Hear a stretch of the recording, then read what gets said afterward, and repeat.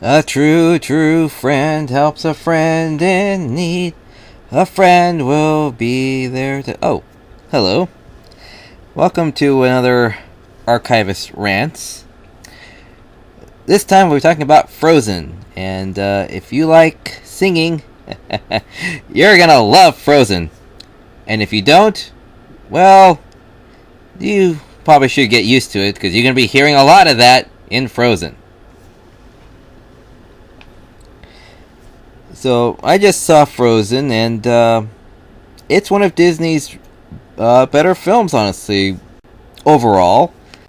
Some of the jokes can be a little juvenile, but the most interesting and compelling thing about it is the characters, is the emotions they convey. Singing is top-notch. Production-wise, I think this is incredibly tight altogether. It has... it hits all of its notes properly, so these are properly well-rounded characters. So there's really very little I don't like about this film. Just the slight juvenile jokes. And they're intentionally juvenile. It's Disney, let's face it. We've all seen Pirates. We know about juvenile behavior in a comedy meant for family films. So, yeah. So fortunately, it's just a couple of jokes and that's it. Okay, so the overall story. Two sisters, two princesses. One is born with ice powers, which the story does ask if they were cursed or born with this gift, and the king replies, born. How? I have no idea. Even in Rapunzel, at least they managed to explain it as she was born that way.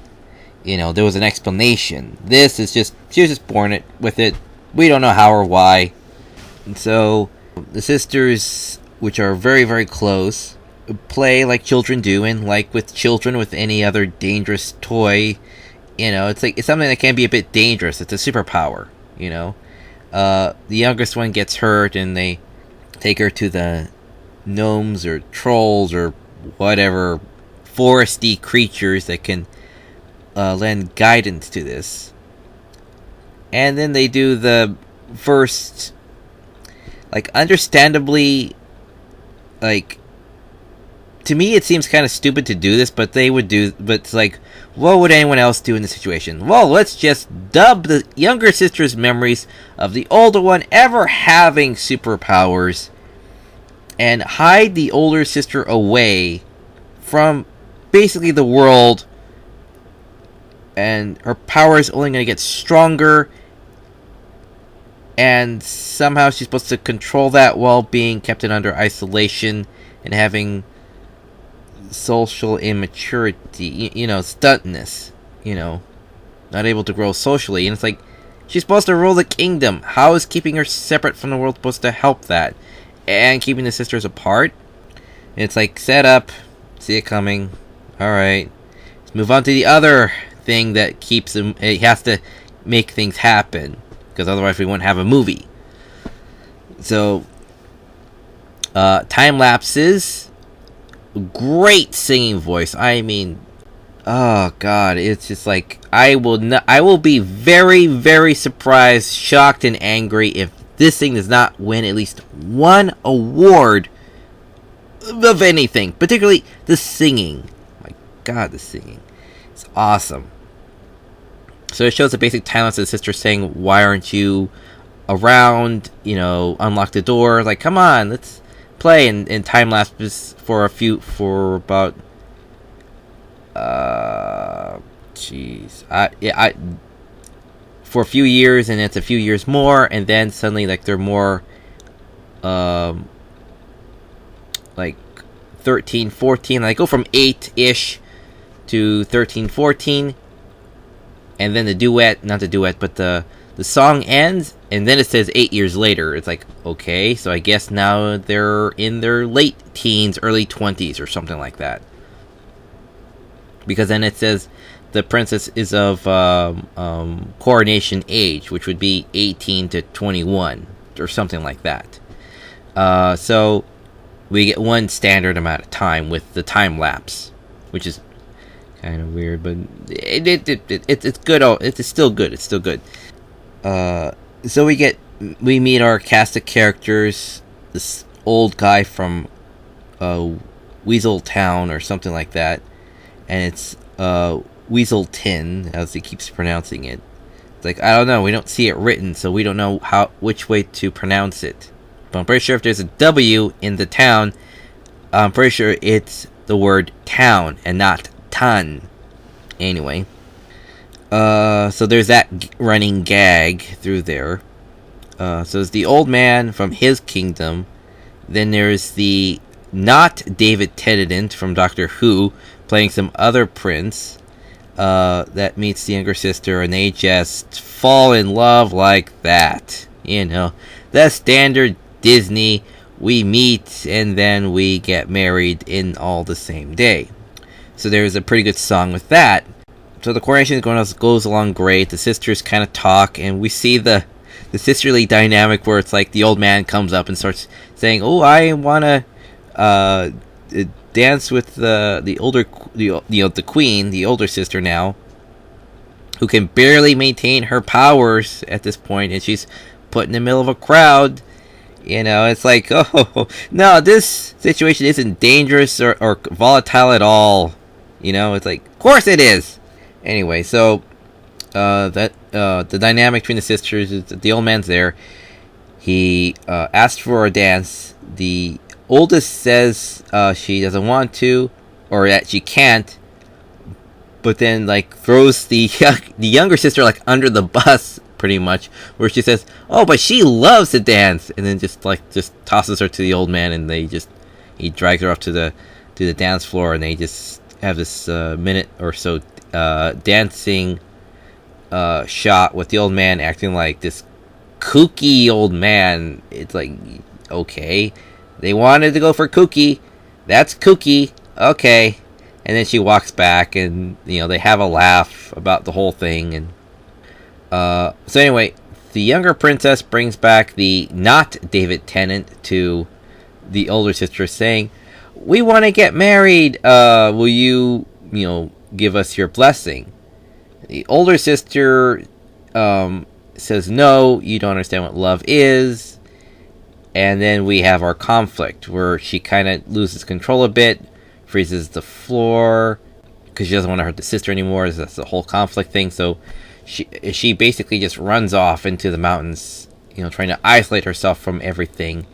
And then we get like one of the best songs are between the sister and the sisters. Either it's separately or together. Those are the best songs in the film. And if you love musicals, you're gonna love this, because there's a song like almost every 5 minutes. Every character gets a song pretty much. And if the singing wasn't so dang good, I would really hate this film, because it was like new character introduced, song. New character has a revelation or a thought or expresses an emotion, song. Ooh, some other turn of events, song. And it's like, okay, we get it. It's a musical. Moving on. And so yeah, so the singing saves the movie from the amount of singing in the movie. So the quality of the singing saves the movie from the amount of singing, quantity of singing in the movie. Especially the song "Let It Go" with the older sister. Oh, that's priceless. That's priceless there. I am so getting this on DVD because of that song alone. It's just awesome. Well animated. It expresses so much different emotions. Regret, pain, anger, all these emotions. And then she finally runs away from her life and says, okay. And she feels this freedom for once in her life that it's like, I don't have to deal with that anymore. And she's like, just let's let everything go. I'm free from all that responsibility. And it feels fantastic. And she builds this ice castle and everything. It was awesome. This whole animated sequence, it is just awesome. I can't recommend that scene any higher, any more than this. It's just awesome. Anyway, so the younger princess, being headstrong, goes out into the mountains to find her. Her sister, wayward sister, who's inadvertently freezing the land. So, even though the older sister thinks she's away from her problems and is saving everybody from her ice powers, is actually still hurting them somehow from all that distance away. So the younger princess goes, Stefan, the ice shipper, handler, I don't know. He sells ice. I don't know how you would phrase it, but basically he sells ice. And it's supposed to be spring or summer now, so he can't really sell ice. So, yeah, they meet up. Romantic banter, childish jokes. It's a Disney flick. They gotta throw in the childish aspects and jokes. It's like, seriously? You really wanted to go there? Wow, that's deep, fellas. That's jeez. But yeah, they do have questioning, about what love is. It's not, you don't click.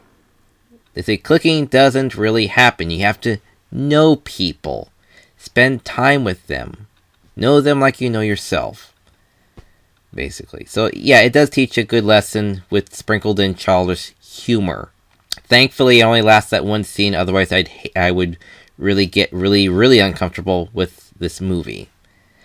Anyway, so they go on this adventure and they come across this snowman, which is supposed to be the running childish commentary jokester of the film. You kind of want him to be quiet some of the times, because it's like, this is supposed to be a moment here, kid. Kind of be quiet, but he acts like a child and he keeps talking anyway. He's the snowman the children built when they were little. I'm suspecting that there are some alternate takes or cut scenes in this, because when they meet the older sister, she has no real recollection of ever making him, let alone bringing him to life. So that's probably a deleted scene somewhere. And then also after they fall off the cliff or whatever, and then the trailer line is, we just have to survive this blizzard. He says, that's no blizzard, that's my sister. Yeah, that whole part's not in those lines are not in the movie, nor is really that sequence afterwards. They just fall in and then they just get up and then they leave after visiting the sister. So in the trailer, it seems like they were about to get to the sister, but apparently that scene comes place after they meet the sister, because they meet her. She says no. She still pulls away. After a really great song, by the way. Yeah, sisters meet up. They have a really great song again about their placement in the world and what they want. The older sister accidentally hurts the younger sister by freezing her heart. I don't know why it took so long for that to actually happen, but apparently it did. The effects afterwards to take effect. You think there'd be a bit more of a process to that, but whatever. It's their pacing. Whatever. I'm not knocking it. Anyway, so again, not David Tennant as the 10th Doctor shows up with his band of merry men to look for the Queen, who hasn't come back yet.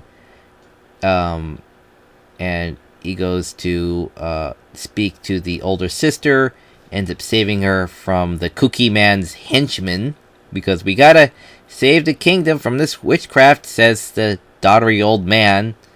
So the prince saves the older queen, has her locked up, and they have a talk about what they're trying to do. What's the best thing to do? They're trying, and all the while the younger sister is freezing over, and Kristoff brings her back after a song with another musical number about by the trolls of how perfect they are for each other, or something like that. It's like the knowing like, ooh, you two should so totally be together. You two totally make the cutest couple, song thing. And it's like, ugh, they've only been together a day, which is still more than 6 hours worth of time the princess has spent with the prince. So you can't really say, oh, you two really look like you might be a really good couple, after the fact that they just already explained the fact that you can't click together, after spending less than a half a day together. So it's kind of weird there. And it got kind of annoying to say, yes, we know they're going to be probably the ones to end up together. But actually, throughout the whole thing, I was kind of up in the air which one she was ultimately going to fall in love with. I think they're originally going to do a similar thing with, like they did with Enchanted, where they swap love interests, where the younger sister will be falling in love with the prince, and the prince will be falling with her, and then somehow spending time apart, and then with the other person, they would kind of fall in love with that person instead. Like the prince would fall in love with the older sister, and the younger sister, after spending time with the Kristoff character, would fall in love with him. I thought they're going to do that route. Major spoiler here, yeah, that doesn't happen. Apparently, to thaw out her heart, which is an act of love, true love, Kristoff hands her off to the prince. Prince takes her in his arms and says, "Oh, if only somebody in this world could love you." And then it's like, and I've actually heard people in the audience say, "Ooh, burn!" And I'm like, "Yep, there's that twist." And it's like, dang, and we were just starting to like him too. And he went on this whole thing where it's like it was his conspiracy to try and marry into the kingdom, but he knew very little about the older sister, and the younger sister was just so desperate to fall in love. It's like, well, if you spend 10 plus years or whatever alone, you're gonna want to, you're more susceptible to falling in love, like that, easier than your average person or whatever, So he says, so he gives this whole plan, this whole menacing scheme of like he is just like irredeemably evil or something. Like he had this whole thing, and then he'd marry the younger sister, and then kill off the older sister, and it's like, wow, that was quite the characteristic heel turn, in the character. It's like, wow, okay,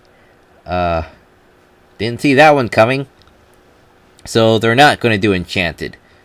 Okay, cool, all right. It's, I accept that. And it's like, okay, moving on. Next segment is the older sister escapes by freezing her cuffs. But then when they show the shot of her cuffs or whatever, the metal cuffs that they had her chained to the wall with, they were bent and frozen. But metal doesn't bend when it's frozen, it breaks. And it's like, I don't understand how they could have gotten that wrong. It fractures, it breaks, it doesn't peel up like an orange. So I don't know. So yeah, one minor, it's supposed to be a fantasy, but still, it's like it's supposed to follow the laws of physics. Is if you freeze metal, it breaks and fractures. It does not peel like an orange. The younger sister is dying. She's freezing over little by little now. She has like very little life in her. The sister is trying to make a break for it, and it's causing this blizzard fog thing, like in that movie Whiteout. Everyone's trying to meet up with each other. Kristoff is trying to find the younger sister. The prince is trying to find the older sister.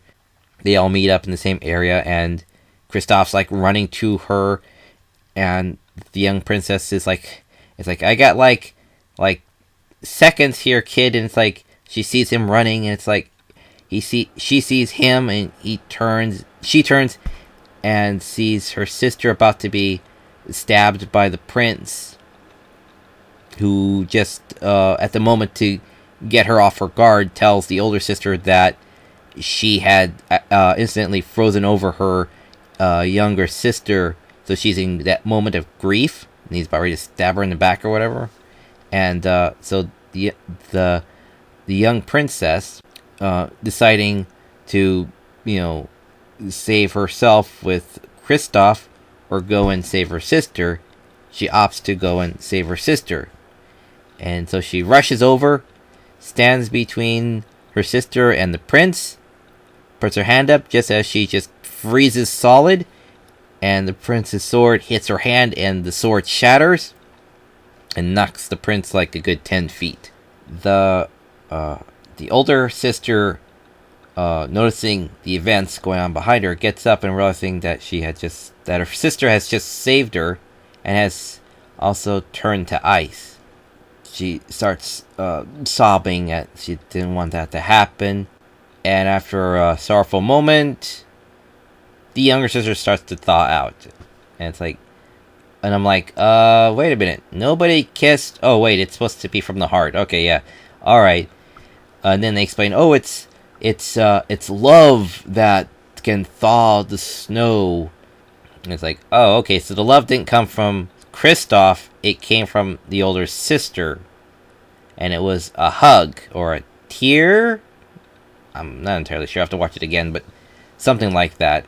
And then all the snow melts. The little snowman, he starts to melt away, and the princess kind of just like keeps him cool, and gives him like his own cloud, his own little mini cloud to follow him around, like in Dragon Ball, And so the prince is imprisoned and is about to be sent back to his home kingdom, where his 12 brothers will be his judge, juries, or what, be his will pass judgment on him. And so the kooky old man who sends out his goons with the expedition party to kill off the older sister, he is tossed back on his boat too, and by royal decree, the kingdom that they're at, Rivendell, I think. It sounds a lot like that one of the cities from Lord of the Rings, so I keep getting that confused. So I'm not entirely sure if I get that right or not. But yeah, by royal decree, they are no longer allowed to trade with Weaseltown. And we hear that joke again. It goes, it's Weaselburg, Weaselton, or something like that. I'm like, we never see it written, so we don't know if it's town or ton. We don't know if there's a W in there. Nobody. So it's a Disney film. Nobody really dies except for the parents, which I thought would make a cameo appearance at the end, or something like that. But whatever.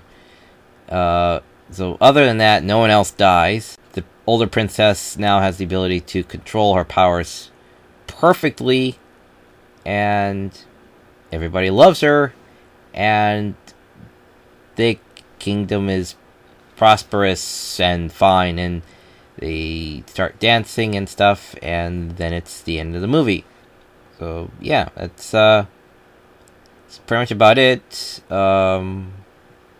Like I said before, it was awesome, epic singing, and if you're gonna go see this movie, you better like musicals, because you're gonna get a lot of that in this film.